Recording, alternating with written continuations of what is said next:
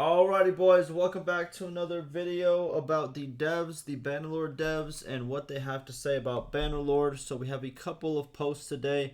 First, just the new beta, talking about the new beta and some bugs.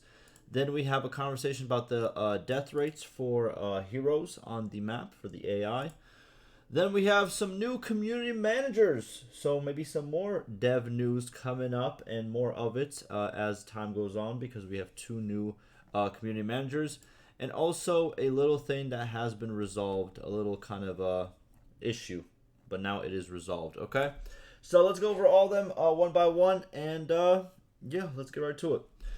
First, we have a dev stating he added a lot of people, and he said, "Thank you for the information. Unfortunately, the character audio issue is proving to be elusive in that it doesn't occur for us. So any details are certainly appreciated and may lead us to identify the cause and solutions." There is an audio bug currently. People are stating that they're having, but unfortunately, the devs do not understand what it can be. Then they say the recently introduced voice-over slider is specifically intended for voice dialogues. To my knowledge, it has no connection in the code to the character sounds in combat missions. That is why I kept asking if 1.2 is louder than 1.1 for you, as that is an outright bug. Okay. Then we have the new beta patch 1.2.1. If you didn't see it, what changes are in it, and me just talking about it, first link down below. I made a video yesterday about it. Next, moving on, we have a person, I guess, posting a video with a timestamp about the audio bug. They say thank you. Okay. What else we have?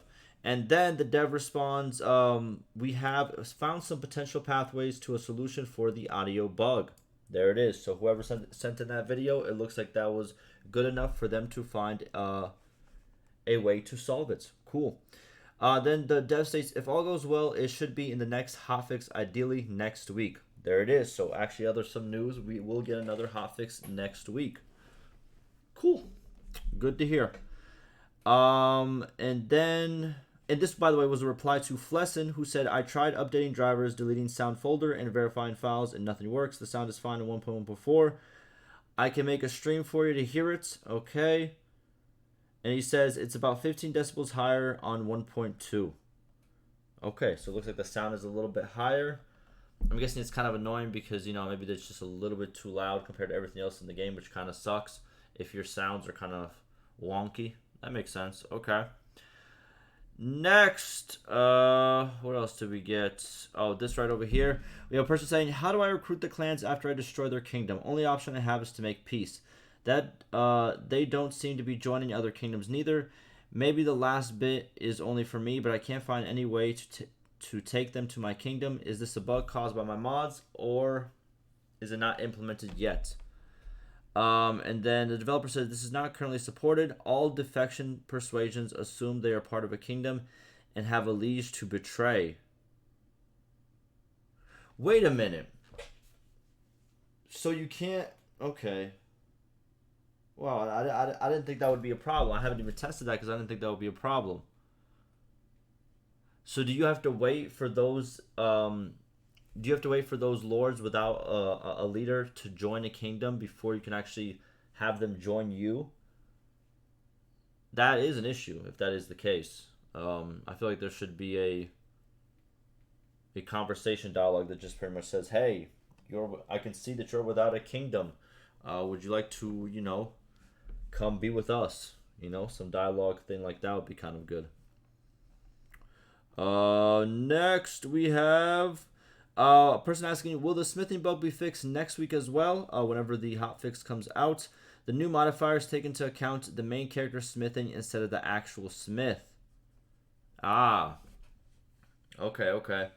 So he's saying that, because if you didn't know, whenever you're smithing, you can smith with multiple different characters. Not just your main character, but it could be your family, it could be companions.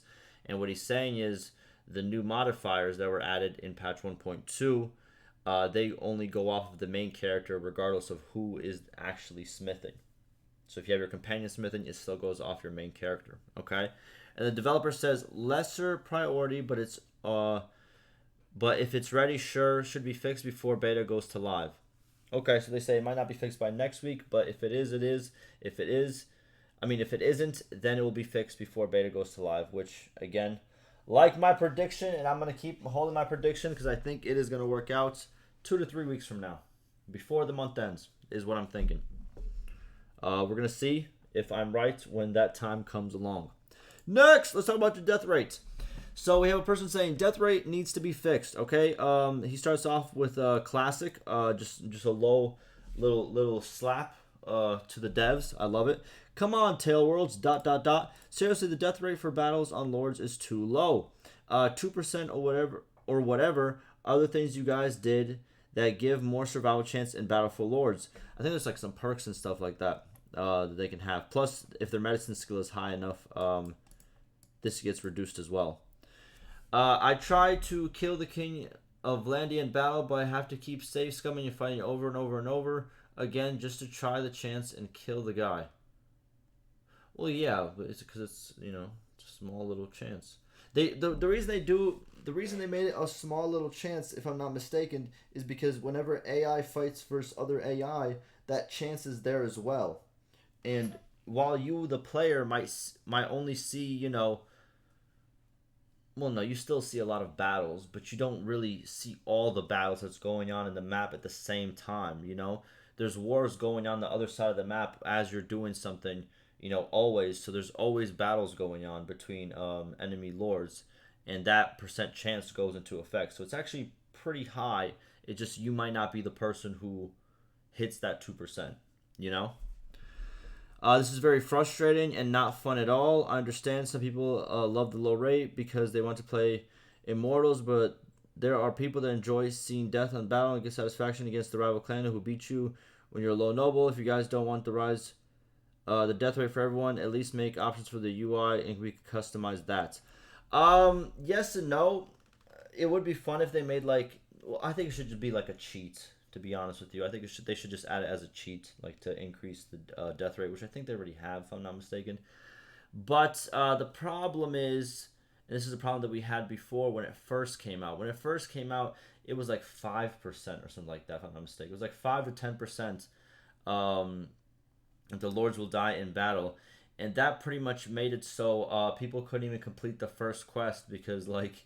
Literally, by the time they find their first 3 lords for that Nezer's Folly or whatever it's called quest, where they have to talk about the battle, like they found, by the time you find 3 lords, all the other lords have already died somewhere else on the map. So that's what happens when it goes up too high. And then there was a lot of, you know, there was a lot of back and forth, and I'm pretty sure they still are changing it over time. But when this first came out, the concept of death for AI, or like death inside of battles, like that percent chance, it didn't used to be a thing when the game first came out in beta. But once it did, there was a lot of back and forth. It went down to 1% if I'm not mistaken, then it went back up, and I think the 2% is I don't even know if it's 2% right now currently, but it's definitely around there. Was kind of like the sweet spot where it happens, but not too often. And by the way, if you didn't know, the main characters, the ones that you see every single time you start a new game, they have like a grace period where they can't die in battle. I forgot exactly how long it is of in-game time. It's just so you can finish the main storyline quest. So they're kind of like invulnerable to death in battle while that's going on. So you can finish the main quest. But after that time limit expires, then they go back to the regular percent that every other AI Lord has. So there's some little quick facts for you. All right, dev response. I think 2 of the most important aspects to this discussion are, 1, there is a single death chance on knockouts that is shared between mission and simulation. Currently, one side is always annihilated and thus entirely knocked out in simulation battles. Okay. Second, the death chance calculation is also shared between player and NPC. This includes the armor and medicine skill effects that grant players control over their and their clan's mortality. Okay, I'm confused what this has to... Okay.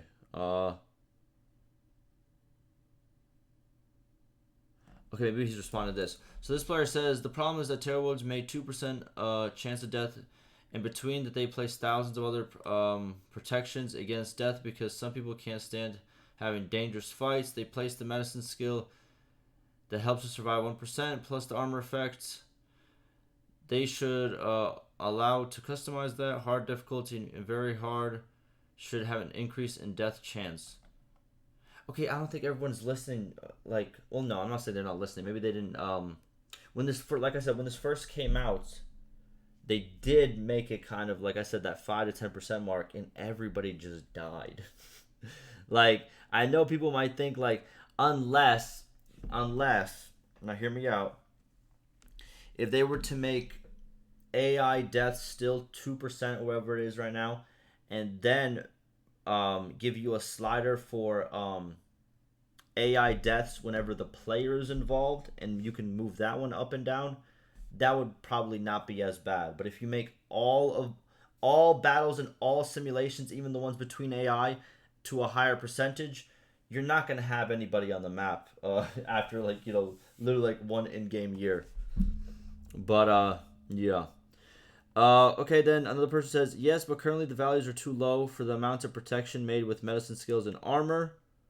Okay. Developer responds, what I was trying to convey is that with the current shared system, even a slight chance of probability can drastically diminish the population of AI lords in the campaign, since that affects all simulation battles. Boom! What did I say? There it is, baby. There it is. Like clockwork. Exactly. It goes for all AI, not just AI versus player, but AI versus AI. Then he goes, similarly, if armor and medicine are to have less effects, players would have much less control over their own risks as well. If this is primarily about targeted killing of your favorite lord, I believe the better solution would be to make executions more viable. Big facts. Which to me is, but then again, yes, but it's like, you have to expect if you were to execute the leader of a kingdom, you're probably going to have a lot of enemies. If we're talking immersion here, if you murder the leader, there's going to be a lot of people who don't like you, you know? Just saying. Because he's, you know, not every leader is popular, but even if a leader is unpopular, they still have a base, you know what I mean? Of people who, you know, will follow them. Which to me is at least halfway about better defining friends, which may currently be overbroad with a value of 10 plus relationship between executed and other lords, contributing to the broad application of consequences. Yes, that's another thing I wanted to kind of talk about. Not really, but like since he mentioned it, I'm going to talk about it. People have too many friends. It's a little bit crazy. Like every AI lord has like 24 friends. You know what I mean? Maybe that threshold should go up more. It says right like whatever the I don't know what constitutes being a friend. I'm guessing that's like the relationship level, right? Or how much relationship they have. That needs to get upped, and people need to start having a little bit less friends. If the leader has a lot of friends, that makes sense. But just like some random clan member from like a clan that's like clan tier 1, how do you have so many friends? How are you friends with like everybody around the map? I'm just saying. I feel like that should get upped a little bit.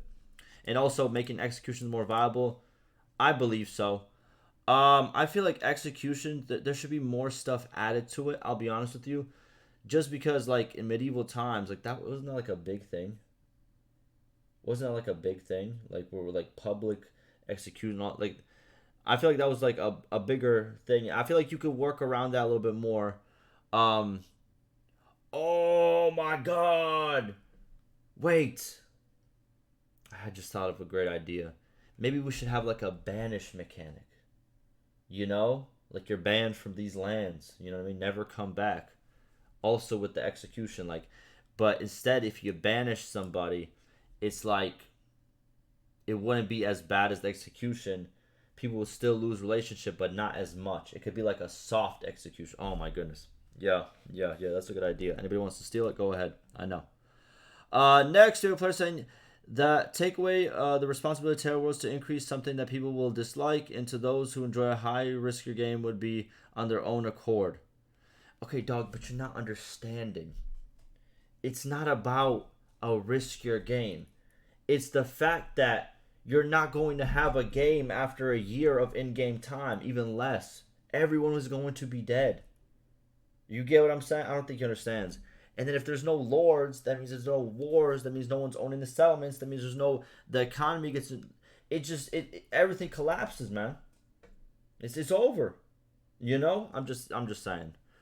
But the dev says that's not really an argument that will work. The solution should not allow players to break the game, especially unintentionally. Exactly. You know?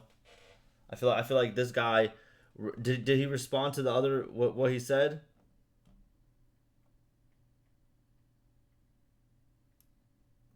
Yeah, he like how do you read this? And then you're just like, you know what? I like what you said, but let me repeat myself. But no, I think it should be added as a cheat. If you want to break your game while using cheats, that's fine. You know what I mean? That is what it is. But for the stability of the game, that's tough. You know what I mean? It is what it is. It's not going to work the way he wants it to work. But I get what he's saying. It just, there's probably another way to work around it, like the devs are kind of saying. Next, there's another dev saying the campaign simulation has many parameters constantly tweaked to try and keep a healthy state of the game world as the game is developed.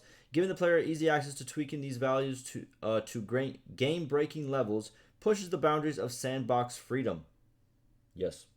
Still, we provide the freedom for modders to tweak these at a heart's content. You can override party healing models, get survival chance method in a simple mod to change how agent death / knockout chances are calculated. There it is. So what he's saying is like literally the same thing I said. If you want to brick your game with like cheats or a mod with the modding tools, go ahead, go crazy, have fun. But as a game mechanic, the slider's not going to work because, you know, for example, someone who might have no idea how the slider works. This is an example. They might get the game, might not know how the slider works, starts to play the game, sets the risk of death all the way up, and then all of a sudden, you know, his gameplay experience sucks, and then he hates the game, and then he's like, ah, man, I want to reef. I don't like this game. Do you get where that goes? It's like, you know, if you know, you know. I think it's like basic knowledge. I don't know how else to explain it.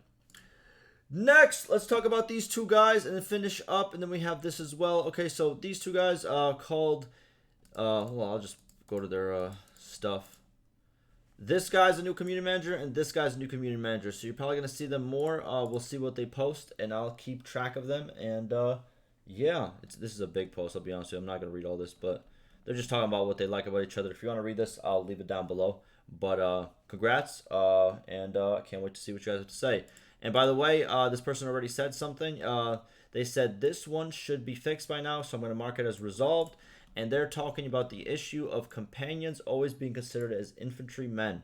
So that was a problem whenever you did formations, that companions would always be under the infantry tab, even if they had like a horse on them. But I have tested 1.2, and if I'm not mistaken, that is fixed. And the dev has confirmed, well, not the dev, but the new community manager has confirmed it, that it is fixed. So it is marked as resolved. There you go. That's your news. Yeah, links down below. Go check those out if you want more content, and I appreciate all the support. I'll see you guys in the next one.